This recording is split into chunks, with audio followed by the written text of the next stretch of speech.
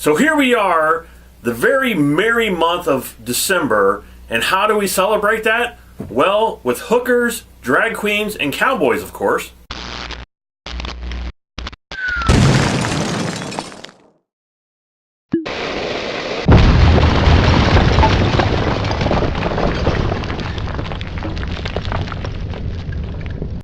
Alright, Vince, so here we go. A brand new show for December that hopefully we will continue doing in January and throughout the rest of 2017. It's called Forgotten Films. I almost forgot what to call it. Like this movie we're going to be reviewing, probably 10% of the population's ever heard of this. So we decided to review it for you because that's what we do. Review what? Okay, so when I was a teenager, probably when I was, 13, 14, back then, cable's not like it is now. Back then, we had maybe one station, and I believe we had Showtime, and that was it. I think you could either get Showtime or HBO, and I believe we had Showtime. And having Showtime, they, re-showed movies all the time. So every time you turn it on, it's usually the same movie on repeat. So I think that's where I saw this film. And what we're talking about is... And I didn't have cable at the time. I didn't have cable until the 90s. My family couldn't afford cable, so I never had cable. So the only thing I ever knew about this film was the coming attraction trailers I saw on television. All right, so this film, if you read the poster, this is the poster, I guess, when the film came out in the theaters, and I don't ever remember this being in the movies ever, but it's the tagline here: high school honor student by day, Hollywood hooker by night. Now I know what you're saying. Nowadays, you read that and you're like, What you need is a good swift kick in the butt. But when you're 13, you're like, right on, bring it on, man. It's a little bit different now, I guess. I remember seeing this movie advertised quite often, and like I said, I remember seeing the coming attraction trailers or the previews or whatever you want to call them, the ads, the TV ads, TV spots for this film when it was coming out, and it did come out in the theaters. And it was a short run. For that time, it was a short run, I should say, because back then, movies that came out actually lasted for several months before they left the theaters. So this one was actually out there for maybe less than those several months. Usually a movie would run, that would start in the summer, probably didn't end until like September or November. By that time, the winter movies were coming in. So this movie, I'm not exactly sure when it came out, what the actual release date. I know it was in 1984. Yeah, in the world now of political correctness, I've told several people about this film. I said, do you remember that movie Angel? They're like, no. I said, well, this is a high school student during the day, and then she prostitutes at night, and they're like, okay. You have no right to judge me. You don't even know anything about me. But back in the 80s, pretty much everything went. You had teenagers and kids cussing and boobs, lots of boobs. There's hardly ever boobs in movies now. And now it's just like, everything is so political correct, you would never, ever probably bring this movie out now. Well, if they did, they would definitely make it a lot darker than it already is. And it actually is a dark film. And probably make her much older, probably at least 18 or 17, not 15 like she is in the movie. Exactly. At least, I would say at least 16 or 17. And like I said, when I was a kid, I used to watch this all the time, and I don't know why exactly. I guess because I had the one cable station, and that's what they showed over and over and over was this movie. So I thought it would be fun to go back and see if it was still any good, or if it was any good to start with, when it came out when I watched it as a kid. And that's the whole point of this new show here. And for myself, I never actually saw this film, ever. Even though I saw the advertisements, like I said, I never saw the film itself, ever. So, as a person who's never saw the movie, what do you think, Vince? Let's put it this way. If I had seen it when I was 13, like you, if I'd seen it back then, I probably would have went, man, that was a good film. Because it shows a lot of dark things, and it shows TNA, and everything back then. It was like I didn't mind watching any of that. Yeah, bring it on. The more the better. But now it's like the story's not that great. The acting's not that great. I don't know. The dialogue is not all that great.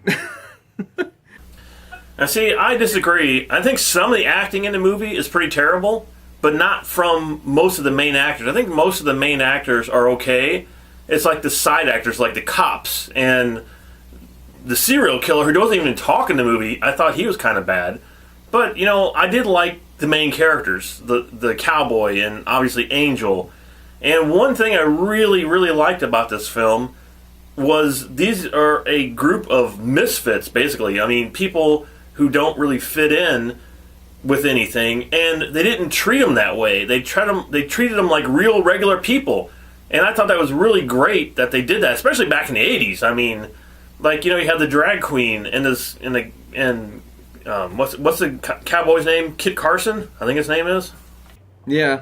Yeah, and they treat them like real people, and I thought that was great that they did that. They didn't treat them like, oh, this guy's a weirdo because he dresses up as a woman, and this guy's nuts because he thinks he's a cowboy, and there's a magician in it who dresses up as Charlie Chaplin. I mean, these are a bunch of really crazy characters, and I found myself liking them a lot.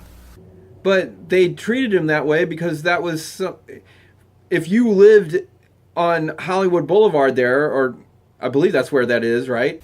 Yeah, it was on Hollywood Boulevard, which I didn't even know they did all that on Hollywood Boulevard. I guess they did back in the 80s.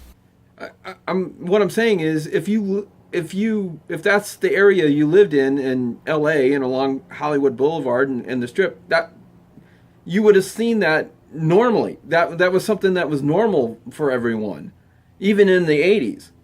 That's a normal thing. That's why they treat them like normal people. For us that have never lived in an area like that, it seems kind of weird, or maybe we think these people are kind of strange, but that's why. I mean, for them, this was a normal thing, and even in the 80s and the 90s, and even today, I mean, that's like a normal thing. Now I think a lot of the prostitutes would get arrested. There was something else that I thought was kind of odd with the film, that the cops are just driving up down the street. They're like, oh, hey, look at the prostitute. Oh, let's go. They didn't arrest anybody. They're like, oh, hey, she's 11. Pfft, whatever, fine. Let's drive by. I mean, it's like, really? Yeah, she's only 12 years old. That's okay. Yeah, but I mean, I still enjoyed this film, and my wife watched it for the first time. She's never saw it. And she absolutely loved Kit Carson. And apparently she knew who he was. I had no idea. She's like, oh my God, it's Kit Carson. I'm just like, okay.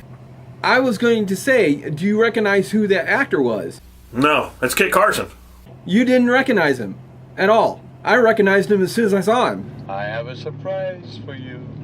No, who is it? Another movie that we saw last year.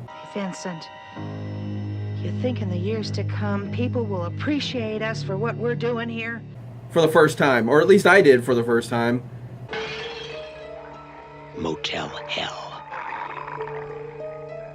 No one will be admitted after the guests check in. Oh, that's right. Okay. Yeah, she did mention that. I forgot. Yeah. All right, now I know what you're talking about. Farmer Vincent, Rory Calhoun. Yeah, that's who it was. I liked him, and yeah, I will agree. The main characters in here, they all acted well. He acted good. The other character I really loved was the woman that was in the hotel, the artist or whatever she was. She just cussed at everybody. I loved her character. I thought she was fantastic. I loved her. Yeah, I agree. I liked her character. I'm just saying some of the writing and some of the dialogue is really like, I don't know. Some of it's bad. Remind me never to get murdered. Yeah, it's also the 80s, Vince. Come on. I mean, it's the 80s. But like I said, if I had seen this back then, I probably wouldn't have cared at all, But watching it now, it's kind of like, ugh. I don't know. It still has a really weird, nostalgic quality to it that I actually enjoyed about it.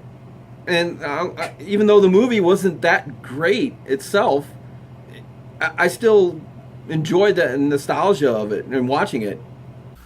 I did like probably the last 20, 30 minutes of the movie. I thought it got really good then when they were finally going after the serial killer. That whole sequence I thought they did a great job with. I was like, wow, this is cool.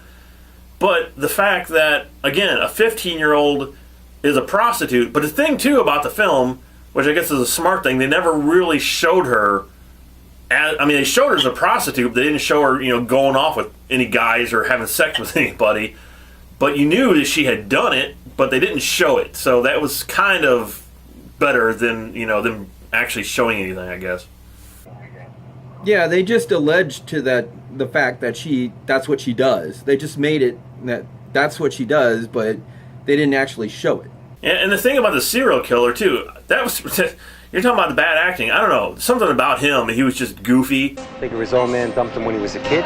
His mother probably sexually abused him. We know he's a necro, probably bisexual, possibly impotent. His guts are so twisted with rage, he's going to kill again.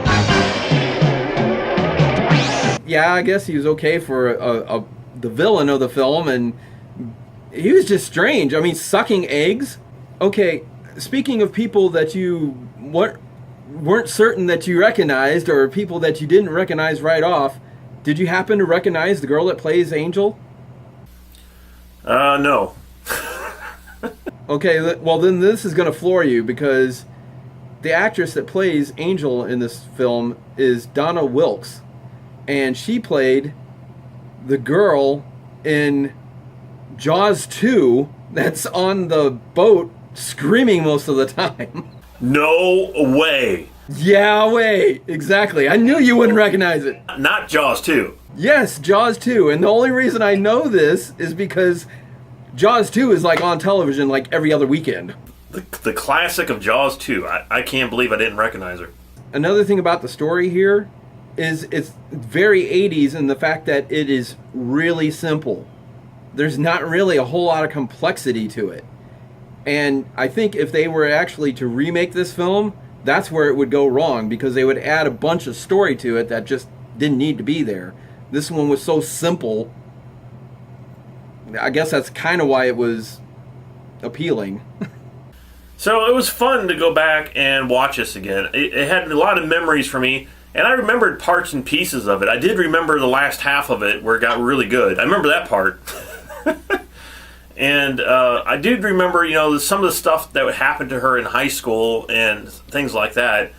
And overall, it's a great trip back down memory lane. As you said, some of the acting was I mean, it's the 80s. The writing is okay, but I still enjoyed the film. I thought it was a lot of fun. I loved all the diverse characters, the drag queens and the cowboys and magicians and hookers, and I mean, that was so cool because they don't even do that now in movies. So, I am going to give Angel, the forgotten film, a 4 out of 5. And for myself, watching this for the very first time, I really thought it was okay. I didn't think it was anything spectacular.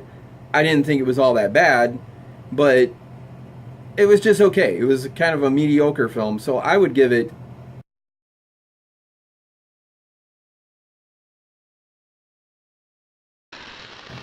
a 2.5 out of 5. We have 2 more Angel movies to get through, and I've watched all 3 of them, but Vince has only watched the first one, so hopefully we can get all 3 of them done this month, and not in January or February or July or anything like that. We'll see. So hopefully you guys like this new show for Forgotten Films, and we have a ton of forgotten films that some of them should be forgotten, and some of them, like this one, I think is still enjoyable that you guys probably should check out.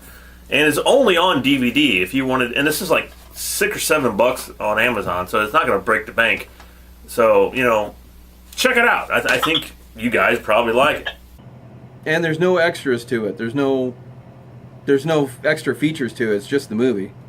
All right, Vince. So that's it for Forgotten Films. And if you guys liked it, make sure you guys come back and hit that subscribe button, because we're going to be merry all month long. Hit it!